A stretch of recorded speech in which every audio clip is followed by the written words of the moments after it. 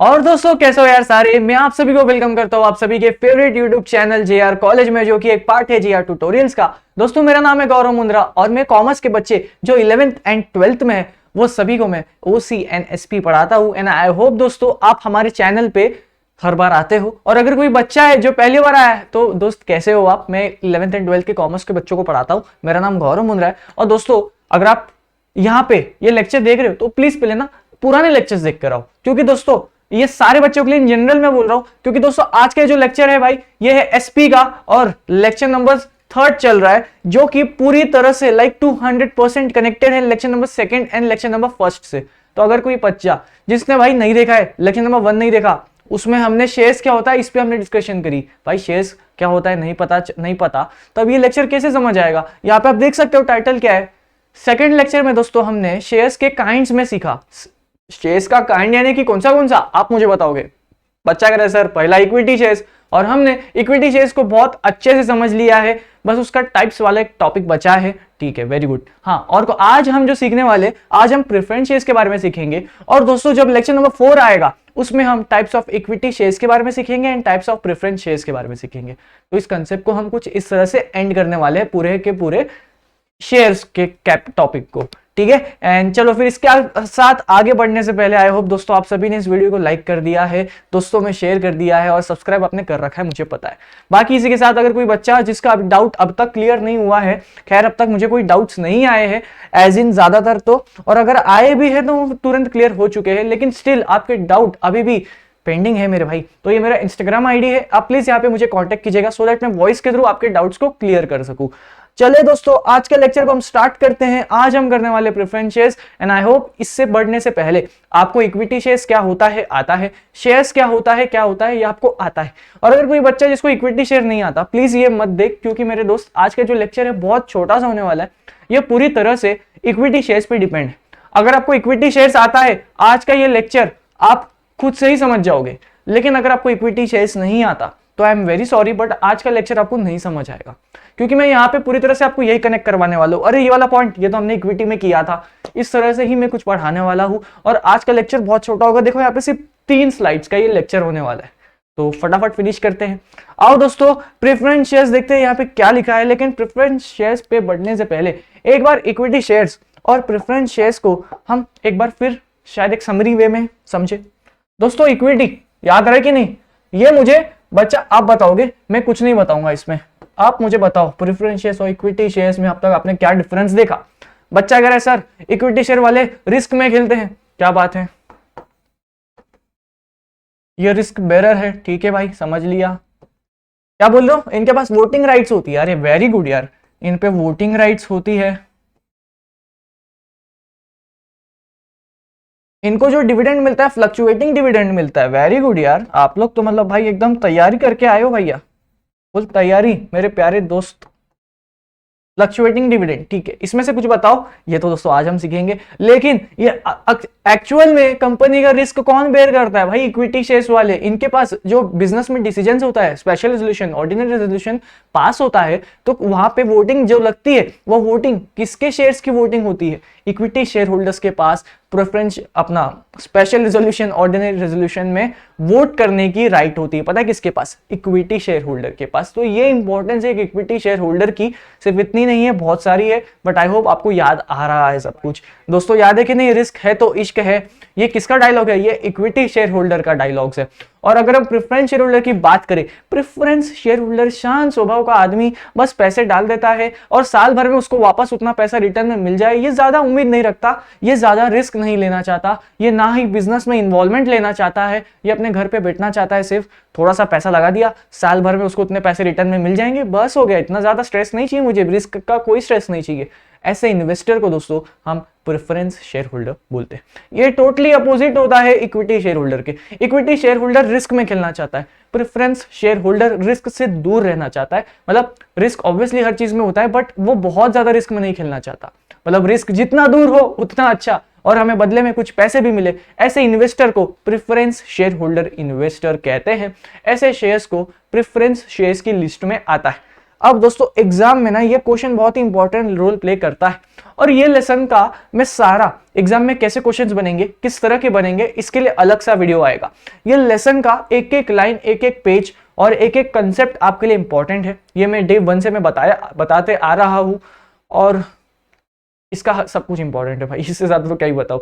चलो अब यहाँ से ये लेसन बिल्कुल समझ नहीं लेगा ये लेक्चर को, क्योंकि यार दोस्तों हमें ये सारी चीजें आती है। बस अब यहाँ पे आपको दोस्तों ये प्रेफरेंस शेयर का जो इंट्रोडक्शन है ना, ये आपको पूरी तरह से याद करना है। पहले इस चीज का आप लोग स्क्रीनशॉट ले लो।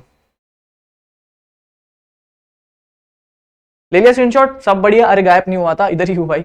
स्क्रीनशॉट ले लिया, थोड़ा सा कैमरा से साइड हट गया था। चलिए देखते हैं प्रेफरेंस शेयर्स इंग्लिश में समझे अब क्या होता है। Shares which carry following preferential right are termed as a preference shares, यानी कि दोस्तों ऐसे शेयर्स जिनके पास ये प्रेफरेंशियल राइट है, ऐसे शेयर्स को हम प्रेफरेंस शेयर्स बोलते हैं। ठीक है भाई, कोई दिक्कत नहीं। आगे देखें तो preferential right as to payment of dividend during life time of company. याद है कि नहीं दोस्तों, हर साल भर के एंड में इनको तो एक fixed amount of fixed rate of interest पे डिविडेंड मिलता है, something in return preference share holders को। तो ये इनका एक प्रेफरेंस राइट है।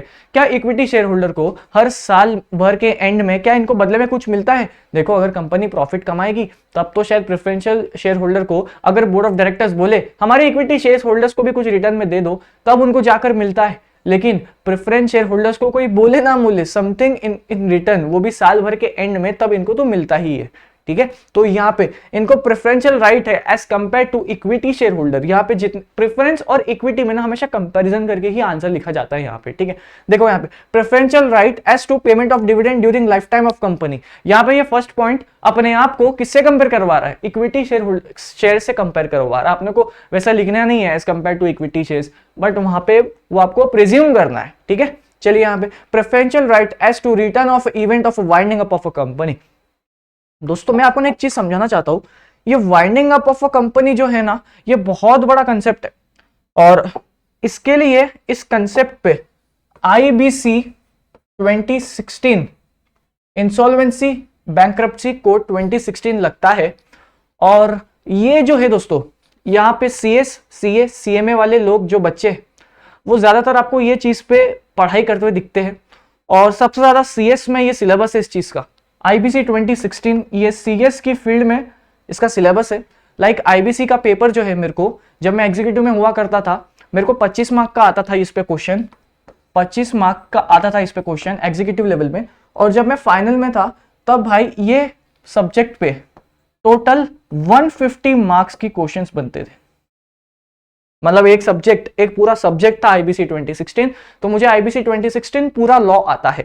अब मैं आपको ये क्यों बता रहा हूं, क्योंकि दोस्तों ये देखो, ये जो वर्ड है ना वाइंडिंग अप, मतलब एक जब कंपनी पूरी तरह से बंद होने वाली है, उसके बाद का प्रोसेस क्या होता है, ये मुझे पूरी तरह से आता है, और इस प्रोसेस को वाइंडिंग अप कहते हैं। इसमें टोटल दोस्तों सेक्शन नहीं बताऊंगा, कंफ्यूज नहीं करूंगा, छोड़ो जान दो।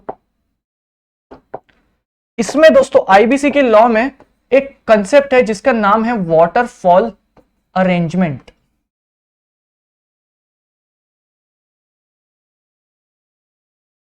क्या है दोस्तों? Waterfall arrangement. तो जब एक कंपनी बंद होती है ना, तो कंपनी जब बंद होती है तो कुछ पैसे बचते हैं कंपनी का। जब हम एसेट्स बेचेंगे तो हमारे पास कुछ पैसे बचेंगे, तो वो पैसे को हम डिस्ट्रीब्यूट कर देते हैं। पहले होता है creditor, secured creditor, unsecured creditor, government की ड्यूज, इंसॉल्वेंसी बैंक्रप्सी एक ऑफिसर होता है उसकी पेमेंट। तो ये सब पेमेंट के बाद सबसे लास्ट में होते हैं प्रेफरेंस। अगर कुछ बचा तो प्रेफरेंस शेयर होल्डर्स को पैसे दे देंगे, और प्रेफरेंस शेयर होल्डर्स को कुछ उनका हिस्सा दे दिया, उसके बाद फिर भी कुछ पैसा बचते हैं, तब इक्विटी शेयर होल्डर्स को पैसे देते हैं। तो ये होता है वाटरफॉल अरेंजमेंट, और ये वाटरफॉल अरेंजमेंट के ध्यान रखते ही कंपनी में पेमेंट होती है जब एक कंपनी बंद हो जाती है पूरी तरह से। तो देखिए, ये प्रेफरेंशियल राइट है प्रेफरेंशियल शेयर होल्डर्स का as compare to equity share holders. ये चीज आपको कोई नहीं समझाएगा, क्योंकि उनको खुद को ही नहीं पता है IBC 2016 क्या होता है, और ऐसा कोई लॉ भी है। तो ये मैं तुम्हें समझा रहा हूं। ये पॉइंट का आंसर है ये पूरी टेबल। सबसे पहले इंसॉल्वेंसी कॉस्ट, सेकंड पे होते हैं सिक्योर्ड क्रेडिटर, थर्ड पे होते हैं बताऊंगा गवर्नमेंट ड्यूज, उसके बाद फोर्थ पे होते हैं अनसिक्योर्ड। सेकंड वाले इसमें वर्कमैन के साथ एम्प्लॉयज होते हैं और लेबर की भी पेमेंट की जाती है। पांचवें नंबर पे गवर्नमेंट ड्यूज, और फिर है ऐसे सिक्योर्ड क्रेडिटर्स जिसने अपने राइट रिलिंक्विश कर दिए थे।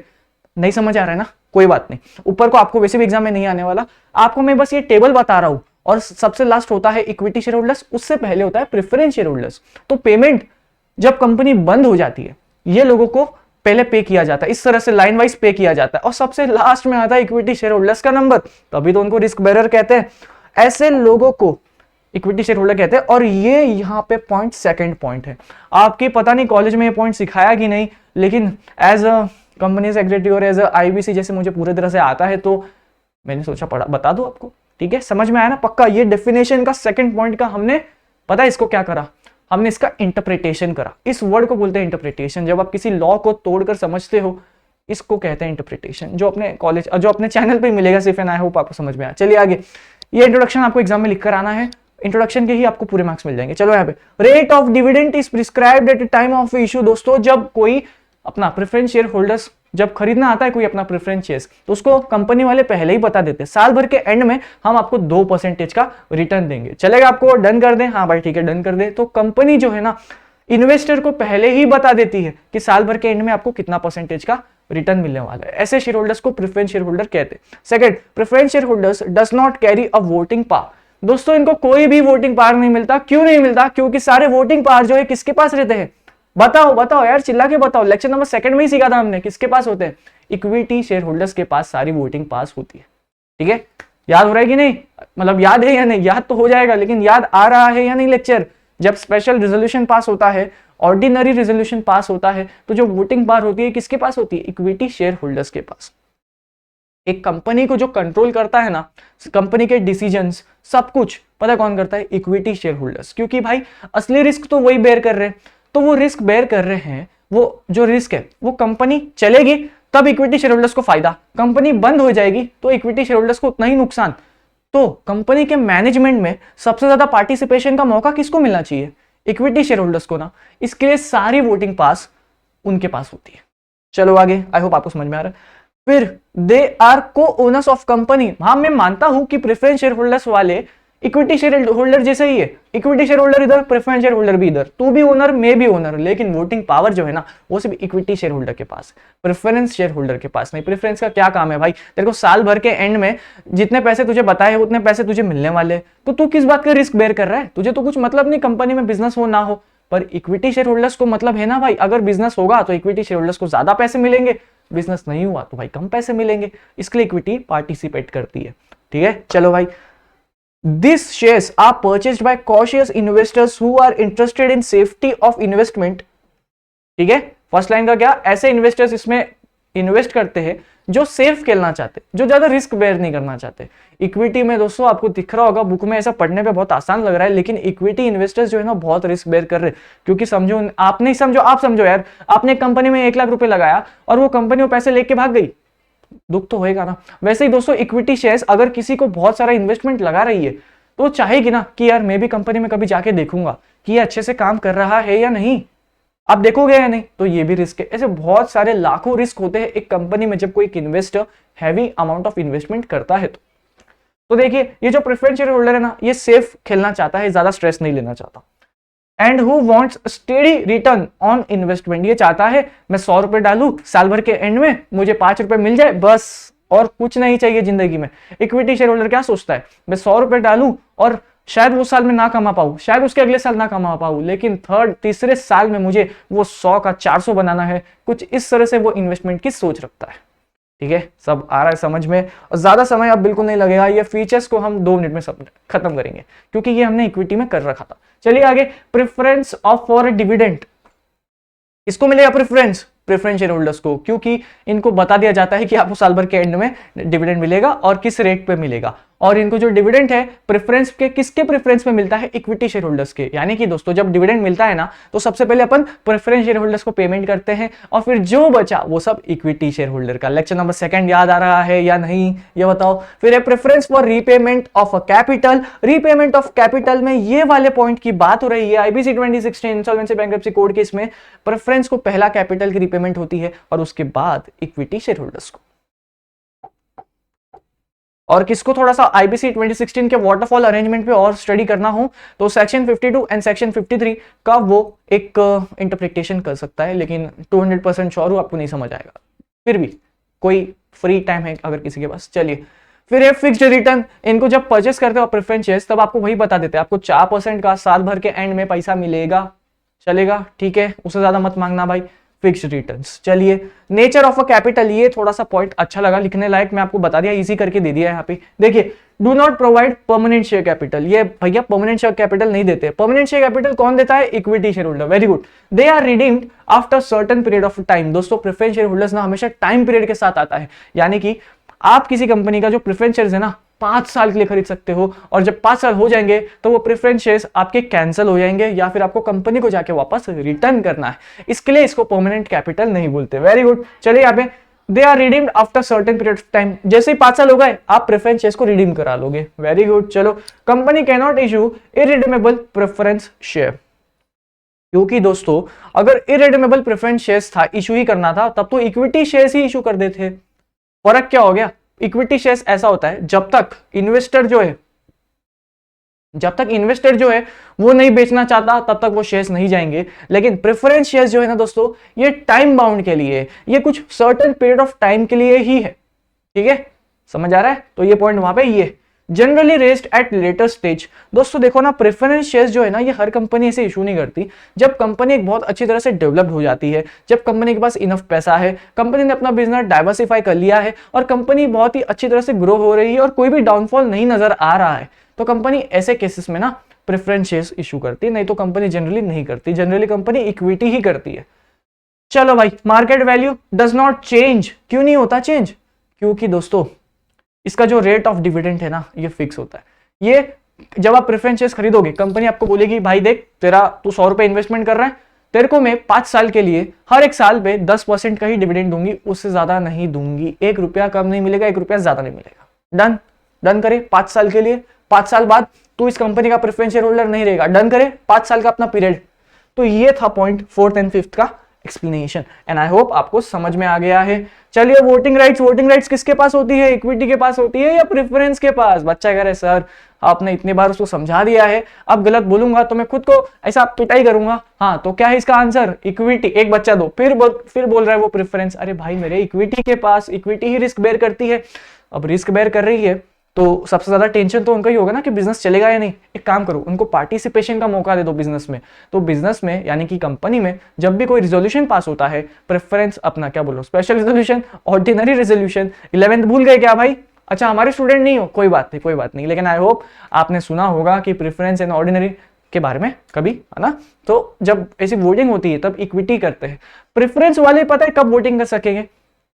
हाँ क्या डाउट आ रहा है? बच्चा कह रहा है कि सर इसका मतलब यह है क्या कि प्रेफरेंस शेयर होल्डर्स के पास तो एक भी वोटिंग राइट नहीं है? दोस्तों देखो, इक्विटी के पास तो सारे वोटिंग राइट्स, लेकिन कंपनी में एक मीटिंग हो रही है, वो मीटिंग पूरी तरह से प्रेफरेंस शेयर होल्डर वालों के लिए है, इसमें और किसी का काम नहीं है। ये मीटिंग ही सिर्फ और सिर्फ प्रेफरेंस शेयर होल्डर्स की।